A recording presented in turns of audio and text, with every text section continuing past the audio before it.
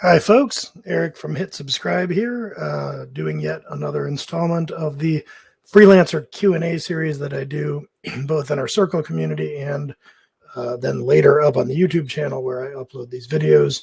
And it's more likely you're watching me there. I don't get a lot of participation in the live streams typically, although we're looking to change that. We might be doing some events coming up. So, either way, feel free to tune in. This week's question, I'm going back into my old pile of like dead tech, freelancing, and business related questions. And the question is basically, are flat rates a good way to avoid your efficiency being questioned? And I copied in the exact verbatim question here, which is short enough that it's willing to read it. So the full length question is, back when I was still a contractor, I always charged a flat fee against the prevailing wisdom among contractors, parenthetically, and self-styled gurus advising contractors, precisely because I didn't want to get into sticky situations about my efficiency or lack thereof. What is your take on that, Eric? So again, this is basically the person asking the question is saying, I used to charge a flat rate, and then presumably didn't get mired in a lot of questions about whether they were working efficiently or not. So the question for me was, is this kind of just a property of flat rate billing? Is it a good way to get out of micromanagement and having your efficiency questioned? So this is an easy one for me to answer. It's always nice when I can give a one-word answer. Yes, flat rates are a very good way to avoid your efficiency being questioned. And I mean, probably that makes some intuitive sense there. Anybody that's ever done a flat price for services can probably attest to this. I would be really surprised if the efficiency with which you're working is ever questioned. If you're quoting a flat rate and if you're delivering by some pre-agreed upon milestone, meaning I could see if you said, I'm going to build you a website for $10,000, and then you started to do the work and it just kept dragging on, and the client was saying, when is this going to be ready? And you kept saying, oh, I don't know, it's complicated or whatever. Like, even if they weren't spending any extra money, if it dragged on for a really long time, then they might question your efficiency. So I am adding that caveat that you are presumably sticking to a schedule of milestones and doing a flat rate. And if you are doing those two things, it's hard for me to imagine a client ever being interested in or questioning your efficiency, because why would they? What do they care? If I get the website on such and such date, I don't care if it took you 100 hours to do it or 10. Provided the deliverable is acceptable and meets the criteria. But like, the thing is about this, any issue that the client would have is much more likely to be related to the deliverable or your timelines or your price or something, but not how you spend your time. On the flip side of this, if you are a time and materials biller, at the risk of being a little literal about this, when you are selling hours, when you are saying, like, I'm going to hang out my shingle and I'm going to write application, I'm going to do application development labor for $125 an hour or whatever, in a very literal sense, you are selling hours of your life. So what you are selling is, I am going to charge you $125, dear client, for whatever I feel like doing for an hour that is hopefully in service of a goal that you have. And if not, after a while, you're going to figure that out and fire me. And I don't mean to sound overly cynical or overly literal about this, but at the most core, that's what it is. And even to an extent, like salaried employment or anything that's kind of metered is like this, which is, what I'm selling you is chunks of my life. And I promise you that during those chunks of my life, I'm going to do things that help you in some way. So I'm charging you $125 to build a website.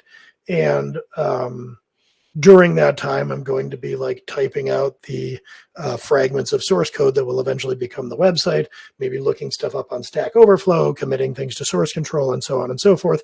And you have my implicit promise that those things that I'm doing during those hours for which you're paying are somehow valuable, that I'm not, spiriting a little time to go on Facebook and socialize or whatever people do on social media, that I'm not just staring out into space, or if I am staring out into space, I'm thinking about your project and not thinking about other things.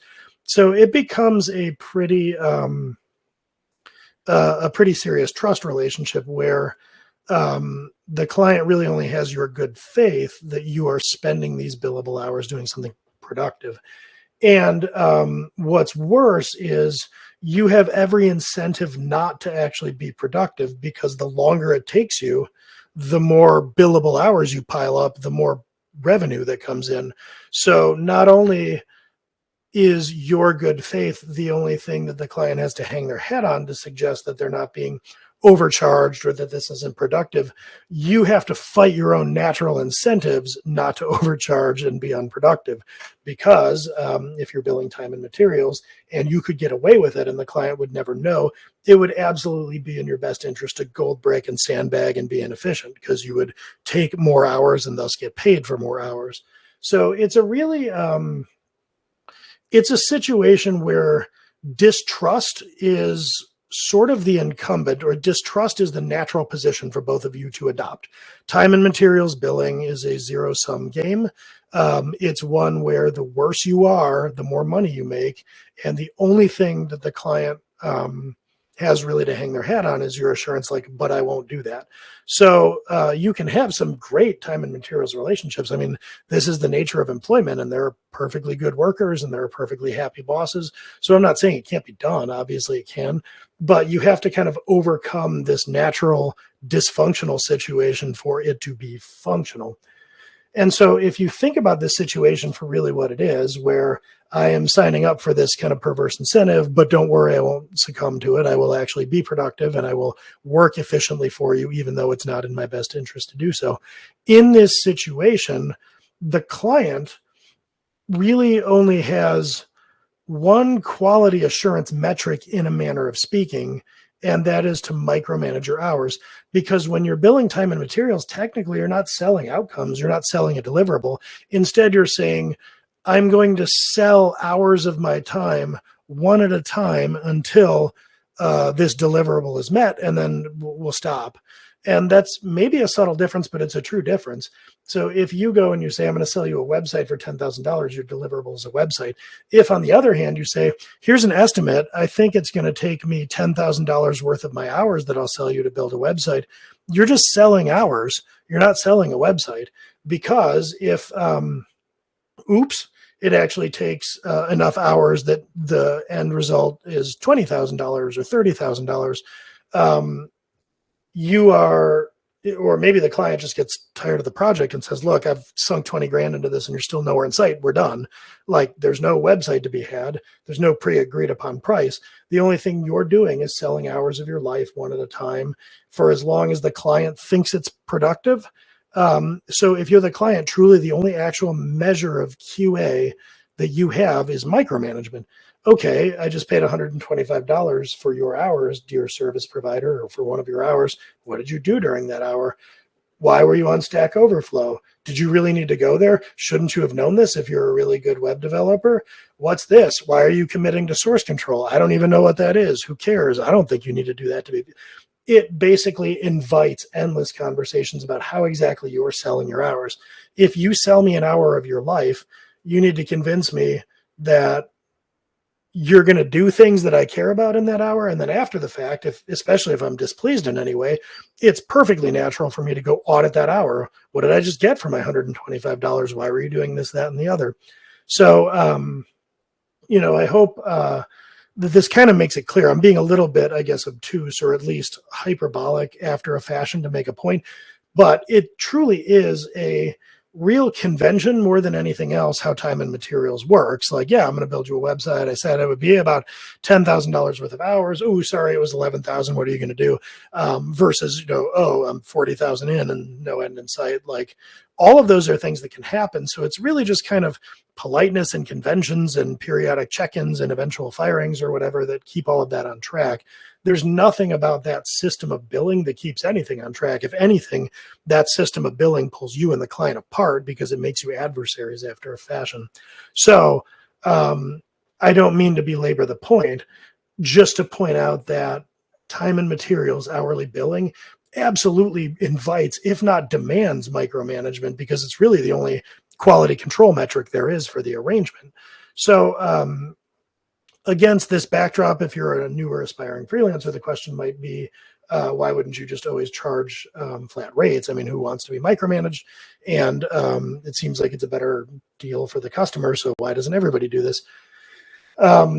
And the answer there, if you give this a little bit of thought, or for anybody that's watching as a seasoned freelancer, is going to be scope creep, overruns, runaway costs on your side. So if you go to the client and say, I'm going to build you a website for $10,000, and then you deliver the website and the client comes back and says, well, that's not what I meant. I want you to redo the whole thing. Well, depending on the nature of this agreement or whatever, you might wind up doing twice the work because you built two websites for the same amount of money, and that's a risk. That means your costs are going up, and you might even wind up losing money on the project, and that's a very real danger. Scope creep could be another one, like you say $10,000 for the website, and you deliver the website and the client's all right with it. But then over the course of time, the client starts emailing you and saying, oh, well, this came up, and you're kind of going back and forth and saying like, well, this is new functionality that you want. It's not really like a bug with the website. So there can be this argument about like, when does the project actually stop, or what all is included in this. And what all of those things, the overruns, costs, scope creep, et cetera, it boils down to a lack of clear scoping at the outset. And so the way that a lot of freelancers, the way that a lot of, frankly, like services firms will control for this risk is to force the client to pay for anything that could be construed as additional scope or anything else.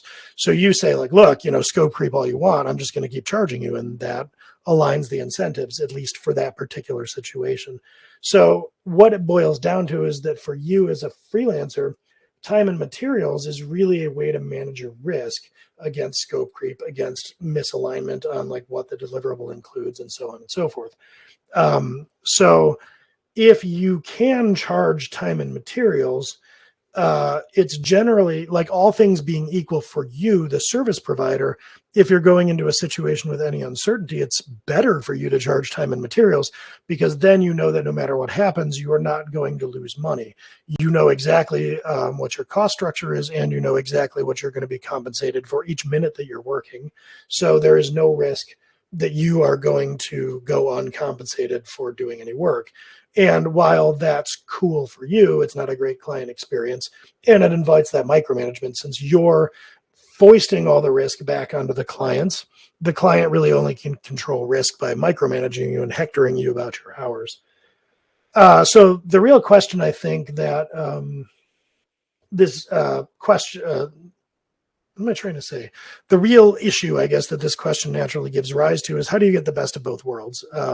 How do you avoid the micromanagement and create the good client experience of flat pricing without, subjecting yourself to undue risk as the service provider?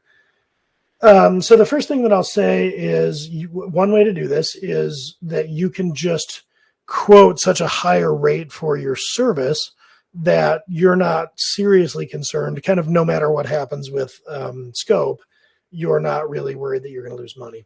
So for instance, let's say, I'll switch over to the content world here. Let's say that somebody came to me and said that they wanted me, Eric, to write a blog post. And let's say that I wanted to, have an effective hourly rate for this of like $250 an hour. I would look at this and say, okay, if it's a subject I know about, I can probably write a blog post in about an hour. So I could charge $250 for that. Or if it's a subject that I have to do more research on, maybe that would take me like 3 hours. So that would be $750 I should charge. Now, what are the unknowns here in terms of scope of a blog post? What if the client wants revisions? What if the client wants a slightly longer blog post, etc.? What I could do is say upfront, okay, what you're going to get is a 1,200 word blog post. Now, I don't know how much revision back and forth is going to be required. And I also don't know going in how much research I might have to do for this post. So let's assume the worst case scenario. Let's assume that I'm going to have to do a 3-hour blog post because it's going to involve research. And then let's assume just like, that the client asked me to rewrite it twice. That would be 750 times 3, which is going to be 2,250. So maybe I from there round up and I say, you know what? I will write a blog post for you for $2,500. Now, all of the compounding scope problems that I've envisioned would still be covered. I would still be doing all right, even if all of that stuff went as wrong as I can imagine, I would still make a decent rate on this blog post. And by the way, if all of that stuff went right, it's an extremely profitable blog post because we don't know what's going to happen. It might be a subject that I know, and the client might take a look at the first draft and say, yes, A plus. Now I've spent an hour of my life and made $2,500. So that's really good. Now it's probably not going to go that well every time, especially because the client might want you doing more work if they're paying more. But what I was illustrating there is I'm doing some scenario modeling and envisioning like what is the most expensive possible situation I could find myself in, and then even rounding up a little bit from there. And then it's extremely likely that no matter what happens, I'm still content with the money that I'm getting for the project. Another thing, speaking of blog posts, and that's something I know a thing or two about given the nature of the business that I run, is becoming more proficient at your deliverable. And I don't just mean getting more proficient, like for me, isn't if I were personally writing blog posts, I don't mean getting more proficient at writing even, but more proficient at everything related to the blog post. So when I'm talking just off the cuff about scoping blog posts on the basis of word count, on the basis of revision history, also things like the basis of byline, having a business that has delivered 5,000 plus blog posts, I know a little bit about pricing blog posts. And I know that because of all of those reps at blog posts.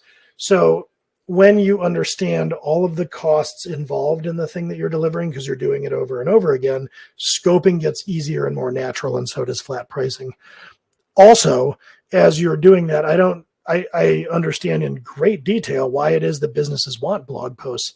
I know that generally they are structuring some kind of scaled content program that's designed to build lead flow to their business. And I know a lot about the mechanics of that. So I can also say, okay, you're going to commission, 100 blog posts through us. The goal of that project is to get a certain amount of traffic to your site. A certain portion of that will be converted to leads. So I can start to get a little bit more creative with pricing and do something like, say, performance pricing. Like, okay, we're going to charge you X for this amount of blog posts, and then there's a performance kicker that kicks in at Y. Or I can start to think about value pricing, which is another flat pricing approach that really speaks more towards what the outcome you're delivering is worth to the client. So if you're talking about something like a website or a blog post, often it's unknown to you as the service provider what exactly the client is going to get out of that or that scaled up. But if you start to really deeply understand the space and understand your deliverable and who buys it and why, you can start to say, oh, okay, well, they're commissioning a website for me because they want to use a microsite that they're having me build as a lead generation engine. And if the project succeeds, that's going to build them $2 million in lead flow. So this website's probably conservatively worth 20,000 and maybe more. That's kind of how the value pricing reasoning in a very, very, very quick example goes. And my point is, the more you understand about your buyers and the deliverable and the outcome, the more you understand both your costs and their expected profit from your offering, the easier it gets to quote a figure in the middle where it's going to be profitable for you and valuable for them. And whether that's value pricing or just what's called cost plus, which is that you understand the costs and the attractiveness of your deliverable well enough to set a price that builds in plenty of buffer, but is still worth it to your clients. So the short version of this is, if you get really good at repeatably delivering an outcome-focused, well-scoped deliverable, pricing, especially flat pricing, gets just infinitely easier than if every time you show up, you're building a completely new custom thing where there's no real overlap of any kind. And then the last thing I'll say to do to get more towards flat pricing is deconstruct your work, thin slice it to make life easier. So even if you are getting onto some kind of like big custom app dev project, that doesn't mean that you just start a meter and go. You could flat price the discovery for that project. You could flat price sprint 0 or whatever you want to call it. You can each segment of work be looking at the next feature that you're going to deliver and start to reason about what flat rate you would charge for that feature. This is potentially a bit of an oversimplification, but I'm just kind of, number one, trying to illustrate a point to make it easier to understand. And number two, I'm talking in pure abstraction here. So like, I don't know what this hypothetical project is, but the idea is you can deconstruct your work into smaller increments. So you might not be able to price this thing that you think is going to take you 9 months of custom work. But I bet you could flat price, the first milestone or the first deliverable or something, or if nothing else, just flat price like 2 weeks of your time. So the takeaway there is figure out ways to deconstruct your work as much as possible, flat price small increments, and then build on mutual wins. You're building trust as you go. So yeah, in the end, flat pricing pretty much eliminates any kind of micromanagement, at least of your time, that comes from the client, because it just doesn't matter to them. You're delivering some kind of outcome or some kind of deliverable for a rate on a schedule.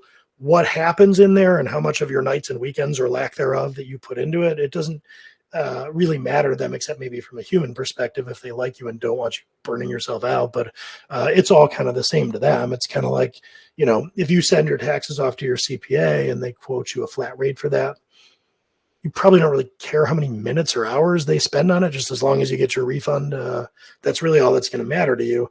It's only if they're charging you some outrageous bill for time and materials, you suddenly go to H&R Block and you think it's going to be $200 or whatever, and they tell you it's 8,000. You're going to probably suddenly take an interest in exactly what took all that time and why all that happened. You will start micromanaging your CPA and second guessing their hours, because what on earth is this $8,000 bill? I thought it was $200. With time and materials, especially when there's overruns, you're creating the flip experience of that for clients. So of course they're going to micromanage you, because you're frankly acting like an employee. You're just saying like, I don't know anything about outcomes or anything else. I just know that I'm going to sell you hours of my life. And so then they start to dig into those hours of your life and how you're spending them, especially when things go wrong. So yes, flat pricing is a way to get out of those types of conversations. Hopefully that is at least somewhat interesting or beneficial for some of you out there, and I will catch you all next time.